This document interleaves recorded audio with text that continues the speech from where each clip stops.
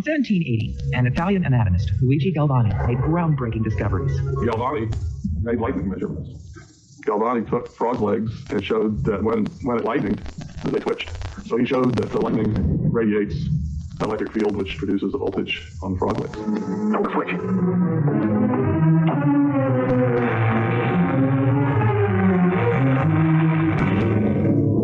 Wait, I thought I saw a pulsation in the heart. Dr. Bradshaw, you're beginning to freeze. You brought this man back to life. The heart muscle simply responded to a terrific electrical shock. That's all. What was once thought to be science fiction turned out to be fact. A heart beats because every second electrical impulses spread through the heart muscle, triggering and coordinating a movement. These signals send echoes through the body tissue to the skin, where they can be detected by mental sensors and displayed as an electrocardiogram, an electrical readout that allows doctors to constantly monitor the heartbeat. Electricity, electrical impulses are all over the body. The electricity in our bodies is created by chemical reactions between cells. What triggers the heart to squeeze are these signals, these small electrical currents which travel from the outside to the inside of the cell every time your heart beats. Dr. Hugh Calkins is an electrophysiologist at Johns Hopkins University. He uses electricity to treat and cure electrical malfunctions of the heart. Today, he is implanting a device in a patient who suffers from a condition that causes the heart to beat too fast. It takes a certain amount of the heart time for the heart to squeeze blood out of the heart and also for blood to get back into the heart. So if you go very, very fast, instead of squeezing in a rhythmic fashion, it will literally be quivering and no blood will flow in the body. And within seconds, you'll pass out, and minutes after that, you'll be dead. In order to restore the heartbeat, the victim needs an electrical shock.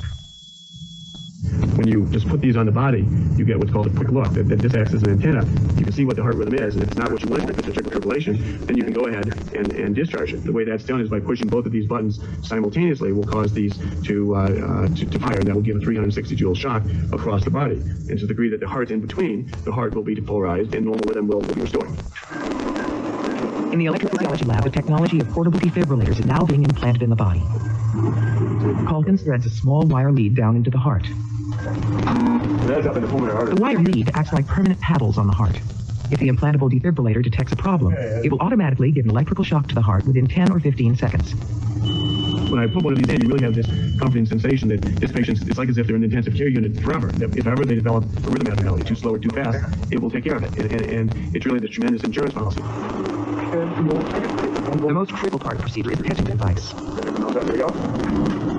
The patient is given a shock that puts his heart into overdrive. The heart starts fluttering rather than beating steadily. Ventricular fibrillation, they call it. Sudden cardiac death. It's the only way to test the device. When we were putting in the defibrillator is when we induced this ventricular fibrillation, this very fast heart rhythm. You saw a lot of very rapid squiggles on the screen, and that was the heart. So in order to test the device, these guys give you a heart attack first. Beating very, very I like the way the doctors play God. chaotically, multiple short circuits swirling around the heart, resulting in the heart beating 400 or 500 beats a minute. So 10 joules is about 500 volts. Yeah, this shows the whole readout from how we induce it with a shock. And it takes, you can see, about 8 seconds for the device to charge up, get another rhythm. The trick is to customize the implantable defibrillator so it delivers the lowest level of energy that can still get the heart beating back to its normal rhythm.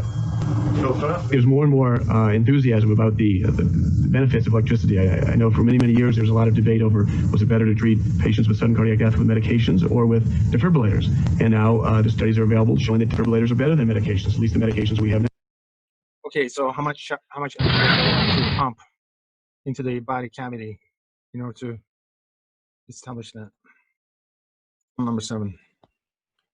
All right, let's focus on problem number 7. Let's do this and then take a quick break.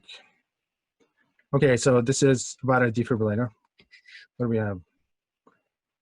It's got a 70 microfarad capacitor, and it's going to be charged up to 5,000 volts. So figure out the energy stored inside this capacitor. All right, so this is problem number 7 from the handout. Okay, so let's list everything that we got. We're given the capacitance value, so it's going to be 70 microfarad. All right, so that's the amount of capacitance that it's got. It's going to be charged up to the 5,000, charge up to 5,000 volts. And the power is going to be administered for 2 milliseconds. Okay, so what are we looking for? Determine the energy stored in the capacitor and determine the power of the pulse. All right, so A is the energy stored in it, and B is the power in terms of watts.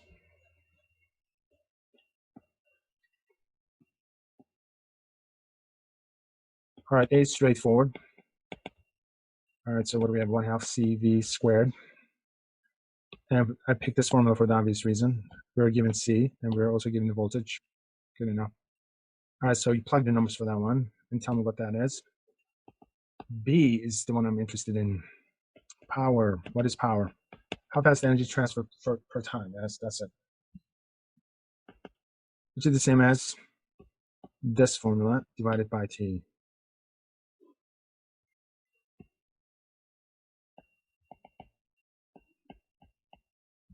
Okay, so finish this up. Give me the numbers after the break, and then let's turn into a little bit more realistic problem than this. All right, guys, take a break for 10. Record this up. The hell? I just went blah, blah, blah without recording anything. Okay, so anyway, so mathematically, this is a good starting point. So I'm going to utilize this equation. I'm going to write this out. All right, the amount of charge stored within the first capacitor is going to be C1 times V1. Second capacitor is going to be C2 times V2. The third capacitor is C3 times V3. All right, so what do we know? We know that the voltages across each and every single capacitor is going to be the same as the voltage supplied by the battery. All right, so if that's the case, boom, C1 plus C2 plus C3. All of them will have a common voltage. I think I'm done. All right, so this is the net charge, this is the net charge, this is the voltage supplied by the battery, this is the voltage supplied by the battery. So the total capacitance here has to be this.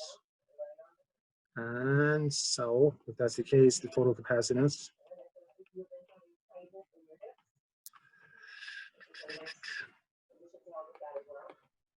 means that you add up all the capacitance values of each and every single capacitor. All right, that's it. So when the capacitors are connected in parallel, just add up the capacitance values. Okay, so let's do a quick review. It's not the math. I want you to just remember the basics. All right, so the voltage supplied by the battery, which is this, is going to be the same as the voltage across each and every single capacitor. So you have to have the same thing. The total charge is going to get distributed across each and every single capacitor. The charge stored is going to depend on the capacitance of each and every single capacitor. Okay, that's it. All right, so this is the total charge is going to get distributed across each and every single capacitor, and how much charge only depends on the capacitance values. Okay, now that we said that, let's get out of here. I want to make sure that the lecture review has enough of a summary statement. All right, so capacitors are connected in parallel. Explain if the potential across each and every single capacitor is in any way different from the voltage supplied by the battery. All right, when the capacitors are connected in parallel, it is as if each and every single capacitor is separately attached to the same voltage supply. And as a result, the voltage across each and every single capacitor is going to be identical. All right, so that's an important fact that you need to know. Important in a sense that it's a useful fact.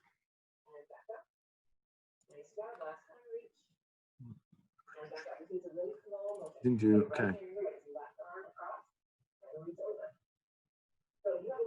All right, so here's the capacitor. All right, so here's the total capacitance. Okay, so you sum them up, this gives you the total capacitance. This is the total voltage, this is the net charge. Summation of all this. All right, so what are the facts? So the connected capacitors are said to be in parallel when the potential difference of the battery is the same as the potential difference being applied across each and every single capacitor. Okay, so we discussed that. All right.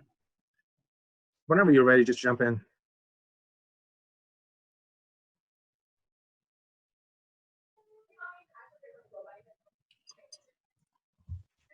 D.